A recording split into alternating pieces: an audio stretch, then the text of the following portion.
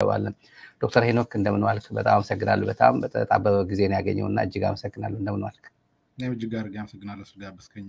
በጣም አመሰግናለሁ። አዲስ ስታንዳርድ ይዞት የወጣው ሪፖርት አለ። የኢትዮጵያ ሰብአዊ መብት ኮሚሽን ለኦሮሚያ መንግስት ደብዳቤ ጽፎ የበቴ ኡርጌሳ ግድያ በተመለከተ ሳካሄደው የነበረው ምርመራ አቋርጫለሁ ለማቋረጥ ተገድጃለሁ የሚል ሪፖርት ይዞ ወጥቷል። እስቲ ወደ ዝርዝር እንሄድበታለን።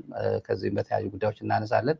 አጠቃላይ ይዘቱ በአዲስ ስታንዳርድ ይዞት የወጣው ለተመልካቾች እስቲ ያጋራን ዶክተር ሄኖክ። አመሰግናለሁ። እንግዲህ የሰብአዊ መብት ኮሚሽን ሪፖርቱ ሙሉ በሙሉ አልተለቀቀም፣ አልወጣም። ምርመራውን ተገደን አቋረጠን የሚል የፕሪሊሚናሪ የሆነ ቅድመ ሪፖርት ነገር ነው ያወጡት። ያን ሪፖርት አዲስ ስታንዳርድ ነው አነበብኩት። የተወሰኑ ገጽ ነው ያነበብኩት ይላል አዲስ ስታንዳርድ። በአሁን ጊዜ የምናውቀው ነገር ከሰብአዊ መብት ኮሚሽን ሪፖርት ማለት ነው የአቶ በቴ ኡርጌሳ የኦነግ የፖለቲካ ኦፊሰር እንዴት እንደተገደሉ የሚያመላክት በጣም በቂ የሆነ ማስረጃ እንዳለው ነው ሰብአዊ መብት ኮሚሽን የገለጸው። ኢንቨስቲጌሽኑ ወይ ደግሞ ምርመራው ባይጠናቀቅም ግን ማን እንደነበረ የታጠቁ ኃይል ቀይ መለያ ያደረጉ የመንግስት ታጣቂ ኃይል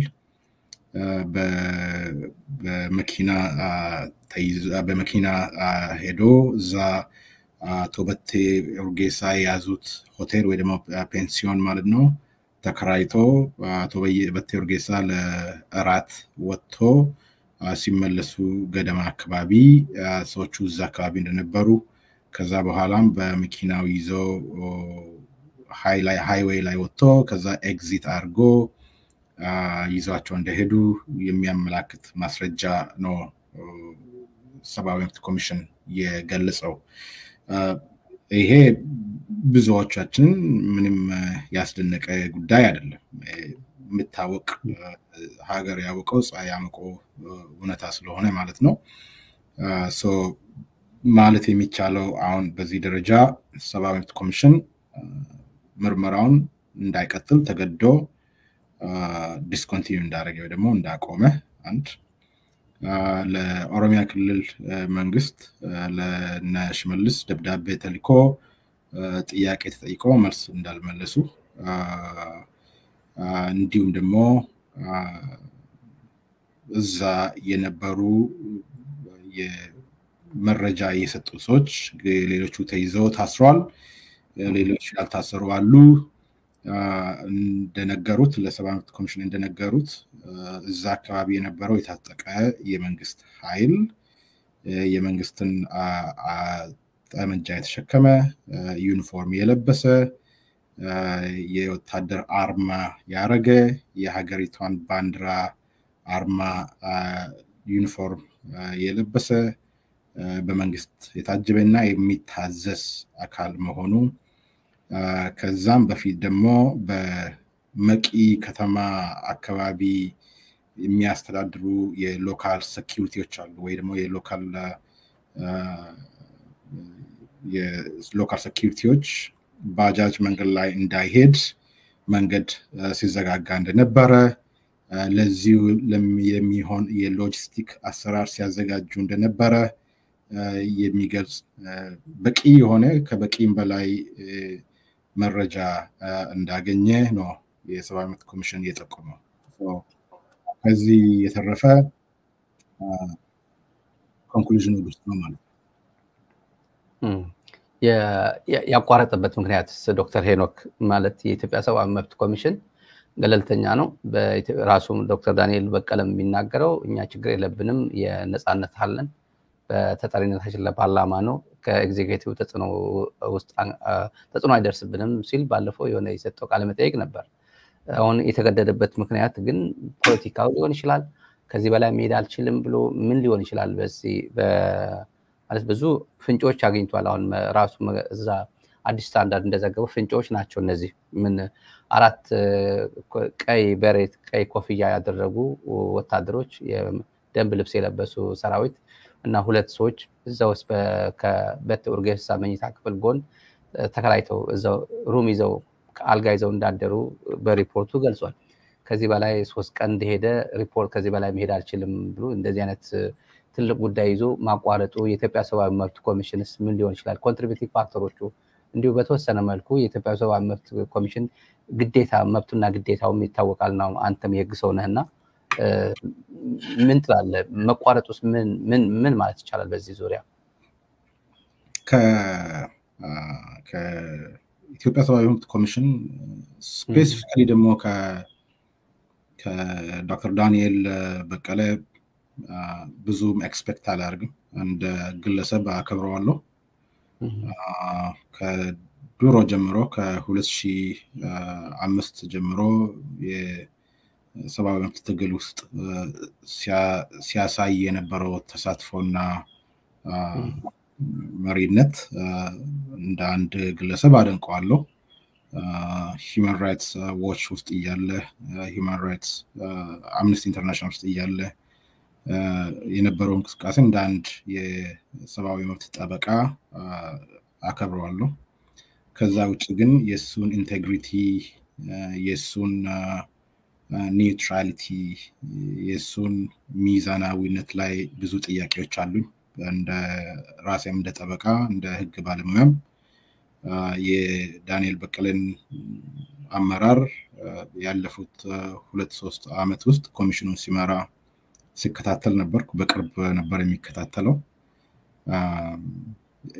ፐርሰናሊ ጄኒውን የሆነ ሰው ይመስላል፣ ግን የራሱ አጀንዳ አለው። ማንም ሰው ሁላችንም የራሳችን አጀንዳ አለን።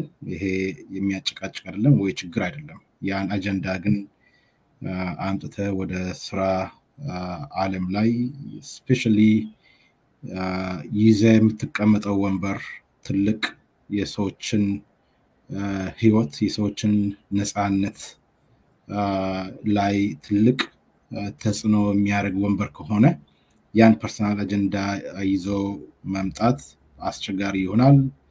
የፕሮፌሽናል ሪስፖንሲቢሊቲም ኢንቴግሪቲም ተጠያቂ ያደርጋል። ጀነራሊ ይሄንን ካልኩ በኋላ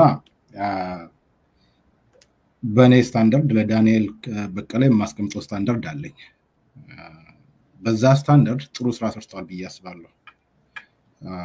የቤተ ኡርጌሳን ይሄ ቅድመ ምርመራ አድርጎ አልቀጠልንም፣ ዲስኮንቲኒው አድርገናል። ግን እስካሁን ደረጃ ያወቅነው 1-2-3 እነኚህ ናቸው።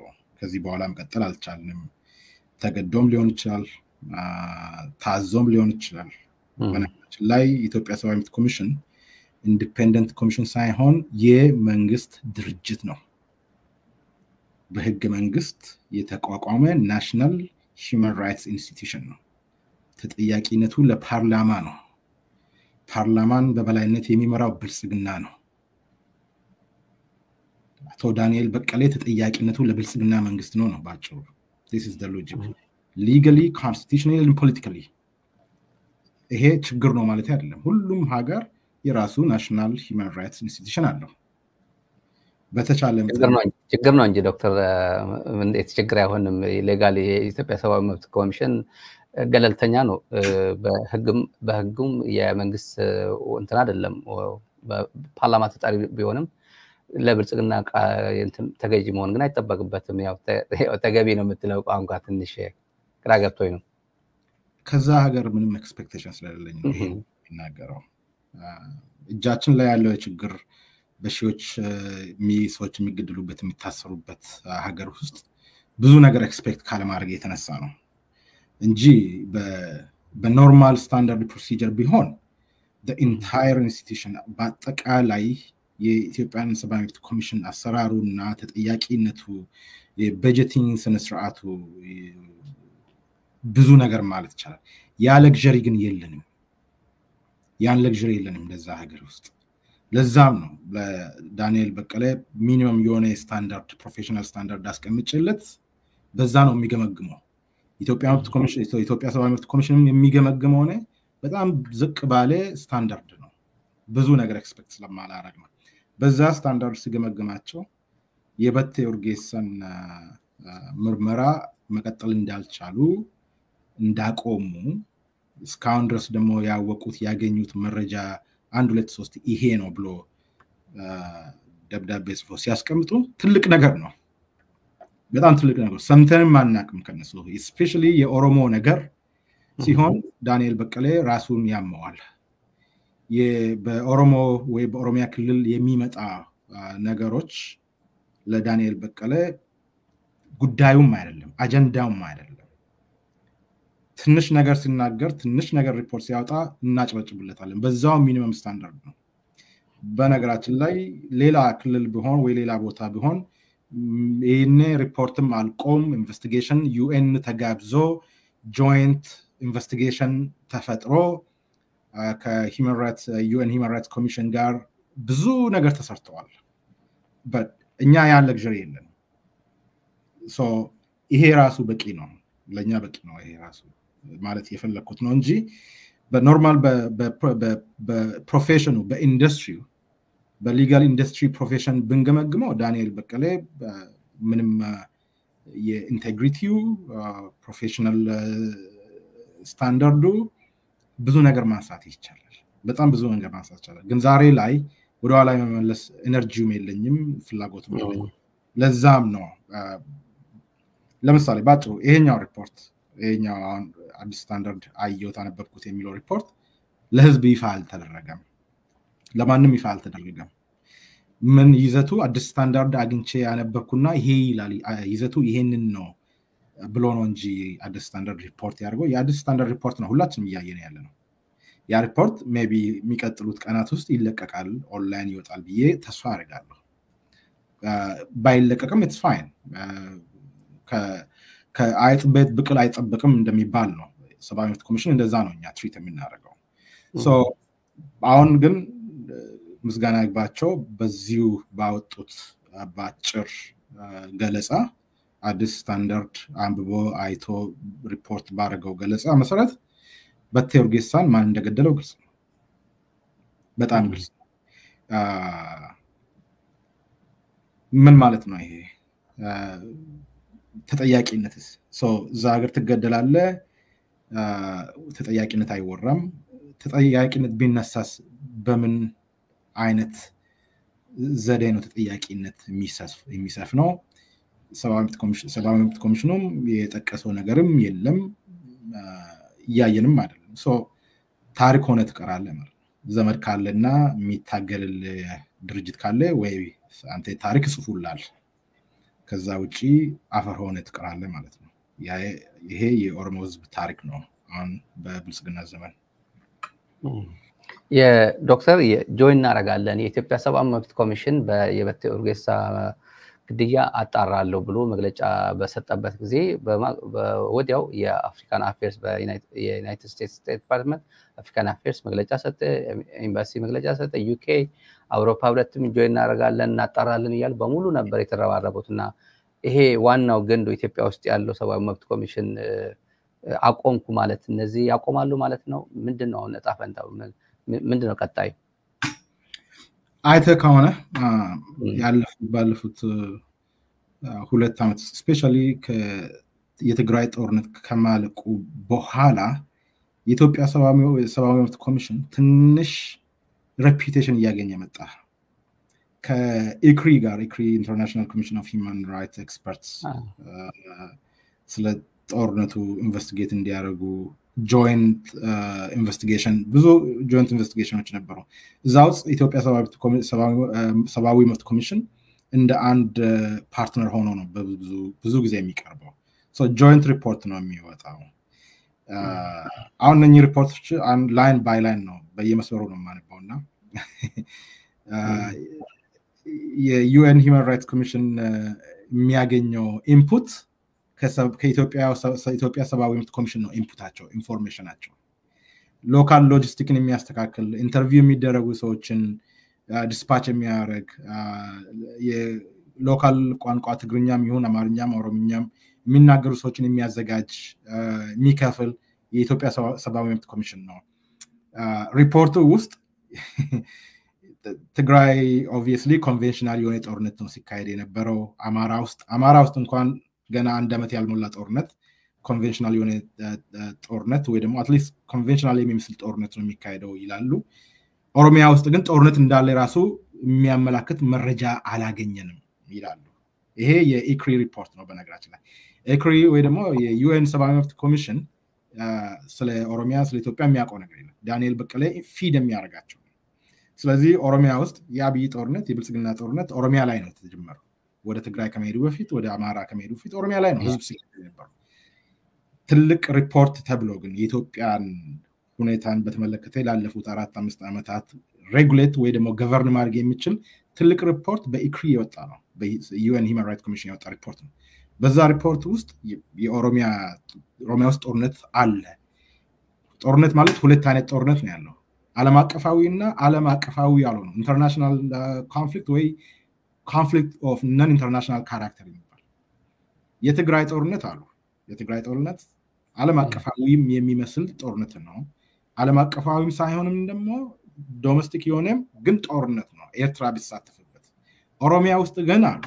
ኦሮሚያ ውስጥ ግን አይደለም ዓለም አቀፋዊ እሱን እኛም አንልም።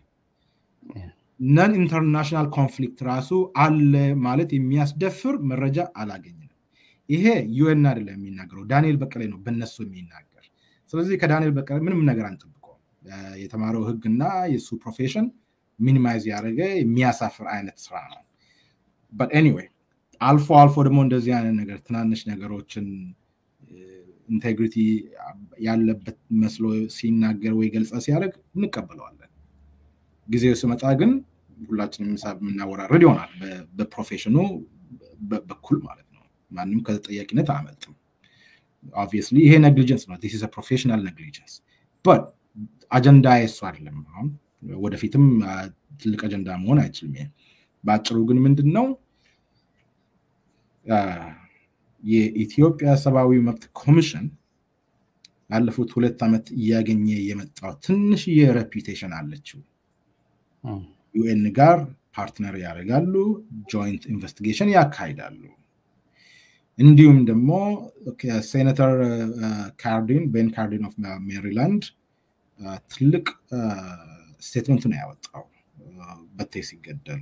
ስፔሻሊ እሱን ስቴትመንት ያወጣው በፎሬን ኮሚቴ ቼር ስለሆነ የውጭ ጉዳይ የኮሚቴ ሰብሳቢ ስለሆነ ቤን ካርዲን ትልቅ ስቴትመንት ነው ያወጣው። አሁን እነሱ ሳይት ሲያደርጉ ዳንኤልን ነው ሳይት የሚያደርጉት። የኢትዮጵያ ሰብአዊ መብት ኮሚሽን ነው ሳይት የሚያደርጉት።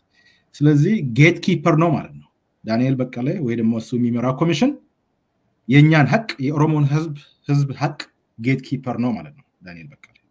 ይሄ 1% የኦሮሞ ህዝብ ይሄን ሪያላይዝ ላያደርግ ይችላል። ወደ ውጪ ዓለም የሚወጣ እውነት ወደ ውጪ ዓለም የሚወጣ ሪያሊቲ ዳንኤል በቀለ ነው ማለት ነው ይዞ ሬጉሌት የሚያደርገው እንደ ቫል so but he is on notice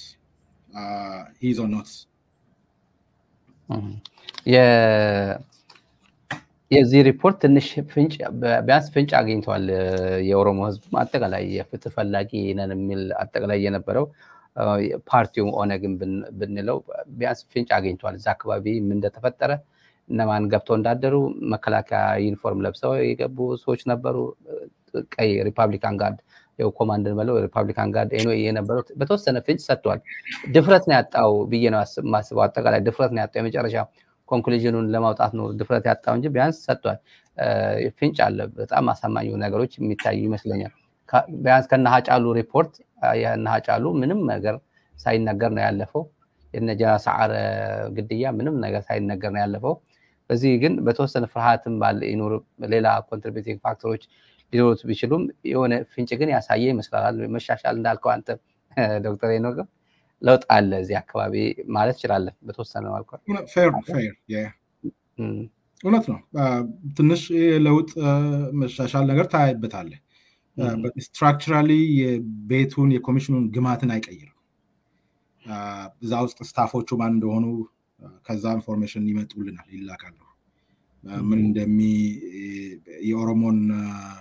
ኦሮሚያ ውስጥ የሚደረግ ሰብአዊ መብት ረገጣን እንዴት እንደሚመለከቱ እርስ በራሳቸው ነው የሚጋደሉት የሚል እንድምታ እንዳላቸው ስለዚህ የአንድ ኦሮሞ መገደል ከሌላ ብሔር መገደል እኩል ቫልዩ አለው ብዬ አልገምትም just the same way ሌላ ሀገር ብትሄድ የጥቁር ህዝብ ፔን ሆስፒታል ስትሄድ የአንድ ጥቁር ሰው ፔን እንደ ፔን ላይታይ ይችላል ሪሌት አታርገው ያን ፔን ጋር ሪሌት አታርገው የሰውን ፔን ፊል ለማድረግ ከፈለክ you need to relate emotionally to that person first ያ አታችመንት የለም ዳንኤል በቀለ በጭራሽ ያን አታችመንት ያን ኢሞሽን የለውም እኔ ፐርሰናሊ እሱን ክሪቲሳይዝ ማድረግ ፈልጌ ወይ ጊዜ ኖሮኝ ሳይሆን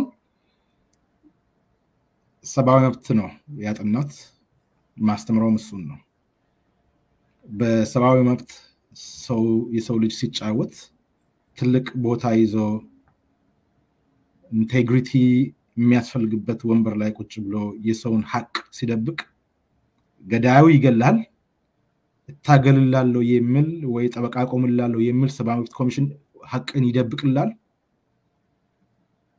መጨረሻ ላይ ታሪክ ሳይኖር ትሞታለህ ትቀራለህ እሱ ነው የሚያሳዝነኝ ምናልባት በብልጽግና ዘመን ትልቁ የአብይ በጣም ኮንሲኩዌንሻል የሆነ አፖይንትመንት የማን አፖይንትመንት ነው ብትለኝ የዳንኤል በቀለ አፖይንትመንት ነው በሰብአዊ መብት ኮሚሽን it is what it is but በፕሮፌሽኑ በኢንዱስትሪው በሊጋል ኢንዱስትሪው ምን ገናኝ ይሆናል እሱ የዶክተር ሄኖክ ምን ጠብቃለን ከኢንተርናሽናል ኦብዘርቨር ከውጭ ያሉት አሜሪካም አውሮፓ ህብረትም እንግሊዝም ተስፋ አድርገው ነበር ከጎንነን ብለውት ነበርና ዶክተር ዳንኤል በቀለና አቋርጫዋለሁ ከዚህ በኋላ መሄድ አልችልም ሲል ሪአክሽን ምን ጠብቃለን ከነዚህ ስቴክሆልደሮች ጋር ብዙ ነገር እንጠብቃለን አንደኛ የበቴ ኡርጌሳ በራሱ ጥረት ከዲፕሎማቲክ ኮሚኒቲ ጋር ተውቃለሁ የትኛውም የሚካሄድ ስብሰባ ላይ በቴ ኡርጌሳ ይጋበዛል ኦፒኒየኑ ይደመጣል ለዛም ነው በነገራችን ላይ ታርጌት የተደረገው ታስታውስ ከሆነ የአንድ የፍሬንች ጋዜጠኛ መጥቶ ኢንተርቪው ሊያደርግ ቦሌ ምንድነው ሆቴሉ ስካይላይት ሆቴል ተቀጣጥሮ ነበር እዛን የተያዘ ዲፕሎማቶች በቴን ያገኙታል ሚዛናዊ የሆነ ኦፒኒየን እንዳለው ያውቃሉ ለሀገር እንደሚጨነቅ ይረዳሉ የኦሮሞን ፐርስፔክቲቭ ምንም ሳይሸራረፍ አርቲክሌት አድርጎ ፕሬዘንት እንደሚያደርግ ያውቃሉ ተስፋ ሊጣልበት የሚችል አንድ ዜጋ ነው አንድ ሰው ነው አንድ የፖለቲካ ድርጅት መሪ ነበረ ያ ሁሉ ኔትወርክ ያ ሁሉ ፖለቲካል እና ሶሻል ኔትወርክ ለበቴ ጠቅሞታል እሱ ሲገደል እሱን የሚያውቁት ብዙ አምባሳደሮች ወይ ብዙ የዓለም አቀፍ ሰብአዊ መብት ድርጅቶች በቴን ያውቁታል አሁን ምን እንጠብቃለን ከነሱ ለሚለው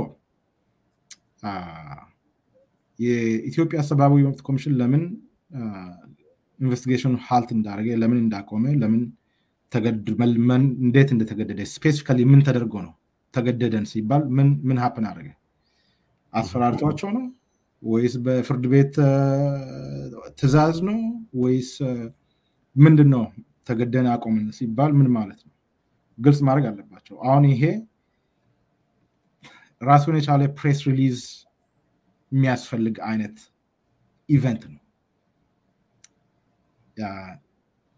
የበቴ መገደል ሰላማዊ የሆነ የፖለቲካ መሪ አዲስ አበባ ውስጥ ተቀምጦ ለዛ ሀገር የሚታገል ሰው ነበር እንዲሁ በአንድ ሁለት ፔጅ የምትሸኘው አይነት አይደለም አምጣውና ለምሳሌ የኢዜማ መሪ ፕሮፌሰር ብርሃኑ ነጋ ቢሆን ይሄ ነገር እነ ዳንኤል በቀለ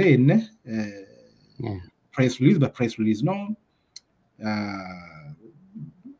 ማወዳደሩን አሁን አልፈልግም እኔ እዛ ደረጃ ላይ አልፈናል ግን እውነትም የሰብአዊ መብት ትግል ውስጥ ተካፋይ ከሆኑ ለምን ተገዶ እንዳቆሙ ምን ሀፐን እንዳረገ ግልጽ ማድረግ አለባቸው ከፈሩም ዲስክሎዝ ማድረግ ከፈሩም ለምን እንደፈሩ ካለበለዚያ ቦታው መልቀቅ ነው መስራት ለሚፈልጉት ሰብአዊ መብት ኮሚሽነር ስትሆን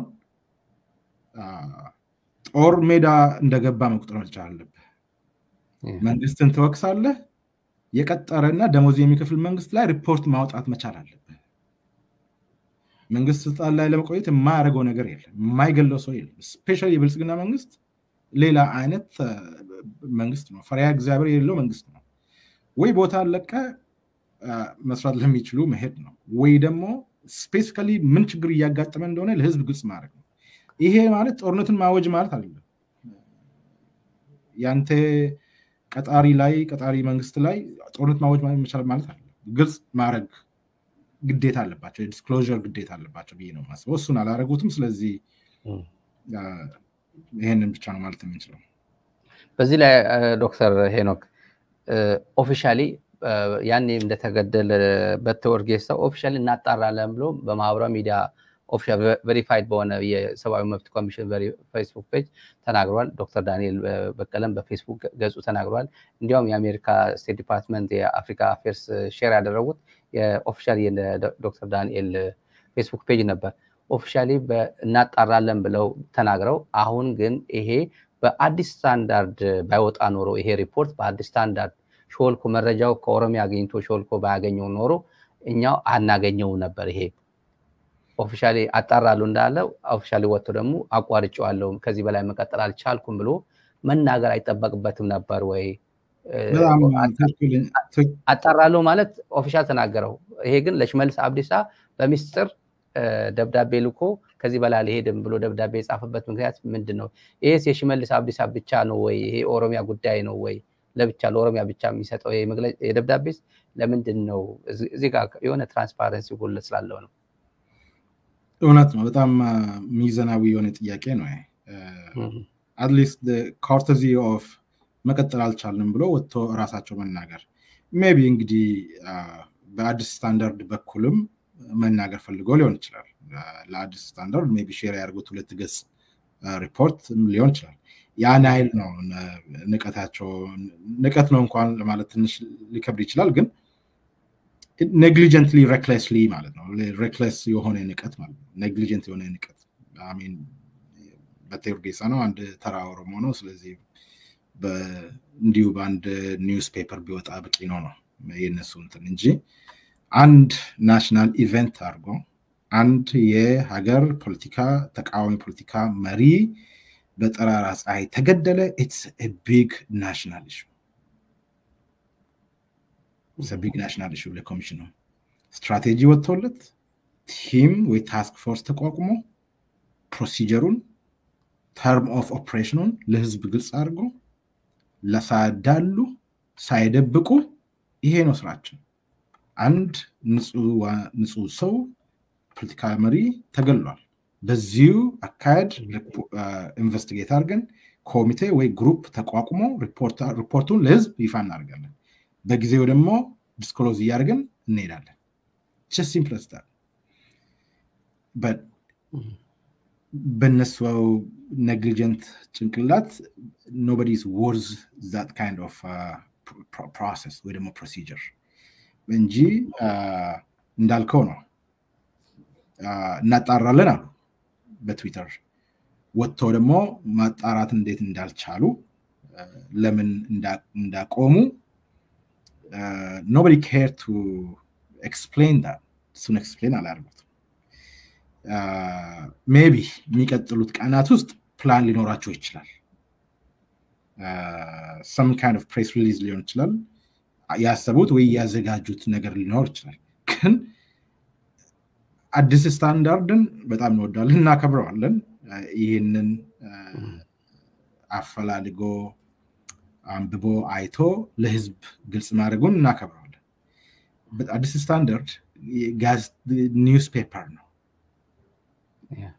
አዲስ ስታንዳርድ እንዲሁ ከፓብሊክ መስማት ነበረበት። የኢትዮጵያ ሰብአዊ መብት ኮሚሽን በኒውስ ኦርጋናይዜሽን አይደለም ሪፖርቱን ወይ ደግሞ ፕሬስ ሪሊዙን መልቀቅ ያለበት ገለጻውን መልቀቅ ያለበት ለሁሉም ይፋ ለአጠቃላይ ኢትዮጵያ ህዝብ መልቀቅ አለበት። ከዛ የትኛው ሚዲያ ፒክ ማድረግ ይችላል፣ የራሱን ኢንተርፕሪቴሽን መስጠት ይችላል።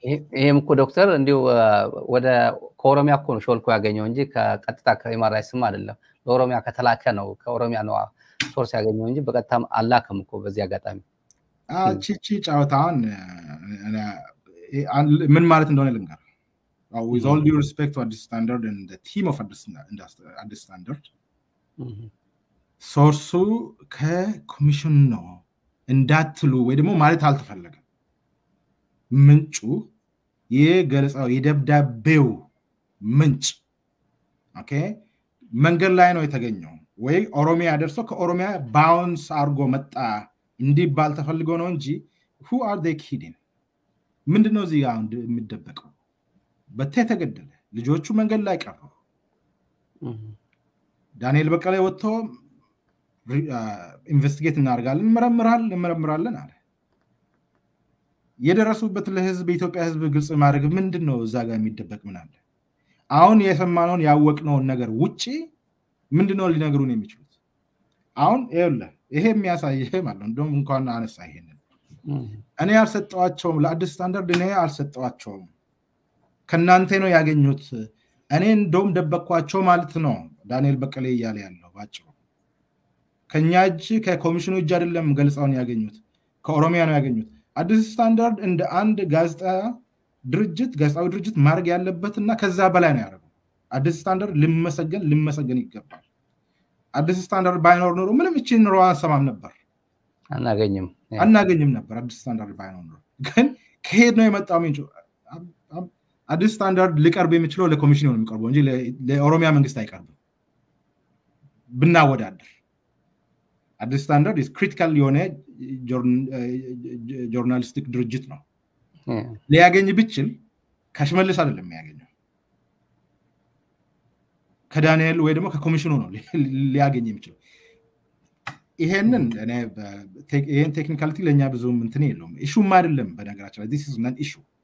ግን የሚያሳየን የሰብአዊ መብት ኮሚሽኑ ጭንቅላት ውስጥ ምንድነው ያለው የሚለውን ነገር ነው የሚያሳየን። እስከዛሬ እስካሁን ድረስ ምንም ግልጽ አላደረጉትም። ይሄንን ሪፖርት የአዲስ ስታንዳርድ ሪፖርትን ወይ ሪፊዩት አላደረጉትም። በነገራችን ላይ አዲስ ስታንዳርድ ሪስክ ወስዶ ነው ይሄንን እንትን ያወጣው። ዳንኤል በቀለ እኮ ከፈለገ ነገ ወጥቶ አይ ኢንቨስቲጌሽኑን እየቀጠለን ነው ሊል ይችላል እኮ። አዲስ ስታንዳርድን ሊያሳፍር ይችላል በነገራችን ላይ።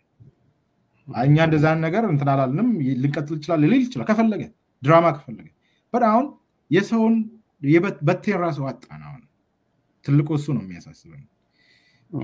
የሱን መገደል ኢንቨስቲጌት አድርጎ ለህዝብ በየጊዜው ሪፖርት እያደረጉ መሄዳውን የቱ ጋር ነው እንትኑ ኮምፕሌክሲቲ እኔ ያልገባኝ ነገር።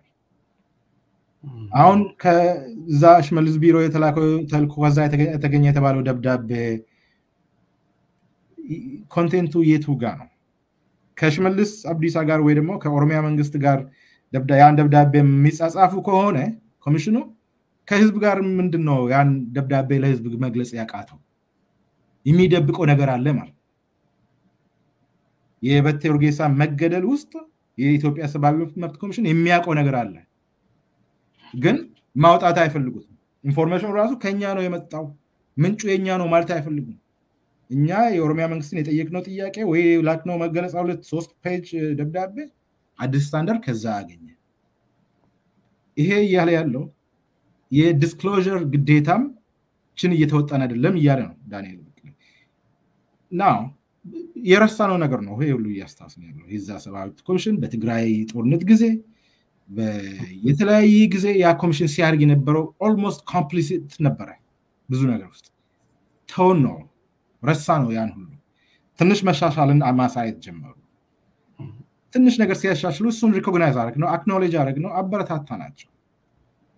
ሶ ብልጽግና እንደሆን ሀጅ ነው አይደለ ብልጽግና የትኛው መንግስት ሀያጅ ነው ኢህአዴግም ሄደዋል ኮሚሽኑ ግን ይቆያል የዳንኤል በቀለ ፕሮፌሽን ይቆያል ዳንኤል በቀለ ይቆያል ኢንቴግሪቲውን ለምንድነው በዚህ በትንሽ ነገር የሚያንቋሽሸው እና ይሄ ነው የሚያሳስነኝ በነገራችን ላይ አንደርስታንድ አደርጋለሁ ያለበትን በጣም በእሳት የተሞላው አይነት ኢንቫይሮንመንት እንደሆነ አንደርስታንድ አደርጋለሁ ቀላል ነገር አይደለም ለኔና ላንተ በጣም ቀላል ነው ይሄ ነገር ሁላችንም እኔም አንተም እዛ ኤሪያ ብንሆን ወይ እዛ ወንበር ላይ ብንሆን ከዳንኤል በቀለ የተለየ ነገር ላናደርገው እንችላለን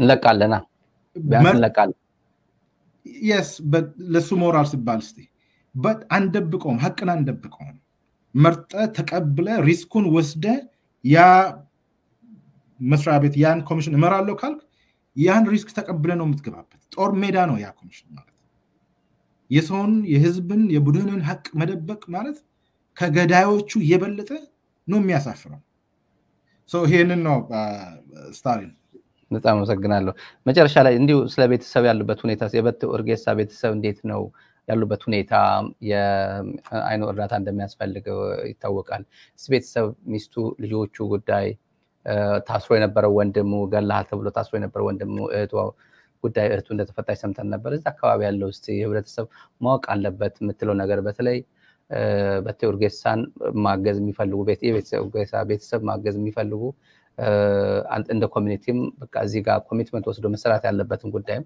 እንደ ኃላፊነትም እንዲሁ የሚረሳ ጉዳይም ስለሚሆን በዚያ አጋጣሚ እድሉ ልስጥና የምትለው ነገር ካለ ስለ ቤተሰብ በቀጥታ የሆነ ኮሙኒኬሽን የለኝም ከቤተሰቦቹ ጋር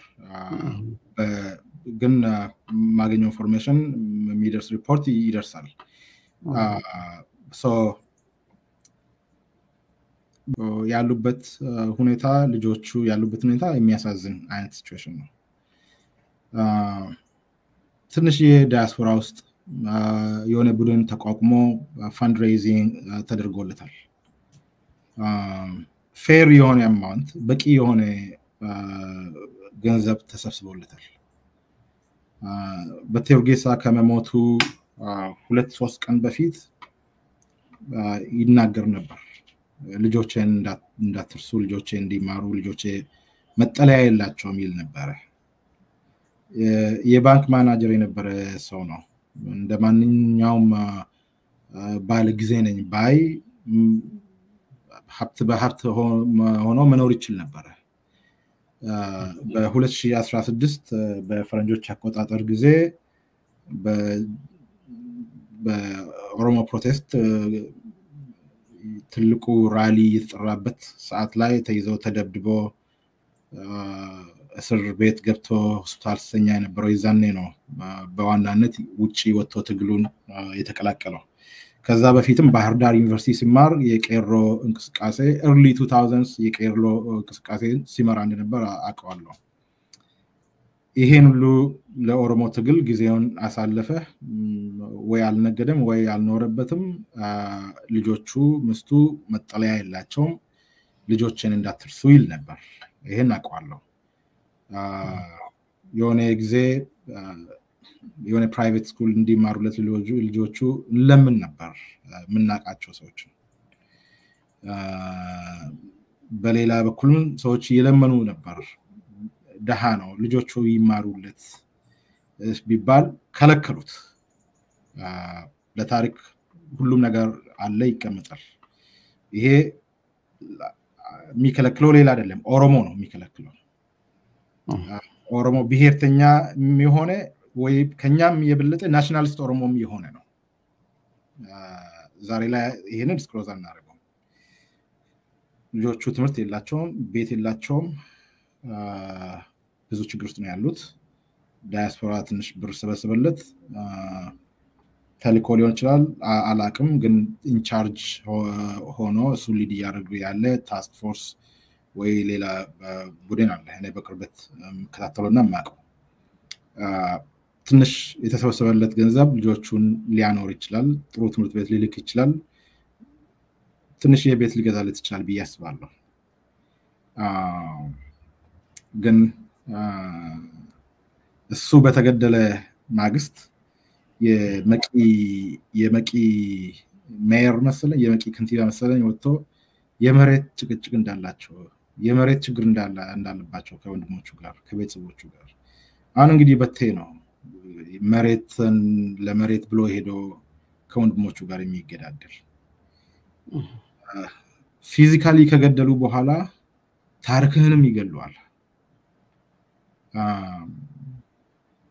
የወደፊት ታሪክን ላይ ይጫወቱበታል እሱ ነው የሚያሳዝነኝ ጠላታችን ነው በቴ ብሎ ገለው አልተመለሱም አልተውት ታሪኩ ግን እንዲገደል ታሪኩም እንዲሞት ነው እንቅስቃሴ ያርጉት ይሄ ግልጽ ነው አጫሉ እንደሳም ሲገደል ያው ሸኔ ነው ከእንትን መጥቶ ከወለጋ መጥቶ አጫሉ እንግዲህ የቱለማ ኦሮሞ ነው ቱለማና ወለጋን ለማገዳደል ለማጣላት የተደረገ እንትን ብዙ ማስረጃዎች ነበሩ ዛሬ ላይ ምን እናገራለን አይደለም ቆተናል ስንናገርም የነበረው በኢፋ በሚዲያ ይሄ ሲቹዌሽን ነበር አስቀያሚ የሆነ ሲቹዌሽን ነበር ግን ወደፊት እየጠራ ሙሉ በሙሉ በግልጽ እየወጣ ይሄዳል ብዬ ነው ማስበው በጣም አመሰግናለሁ ዶክተር ሄኖክ ለነበረን ቆይታ በተመልካቾች ስም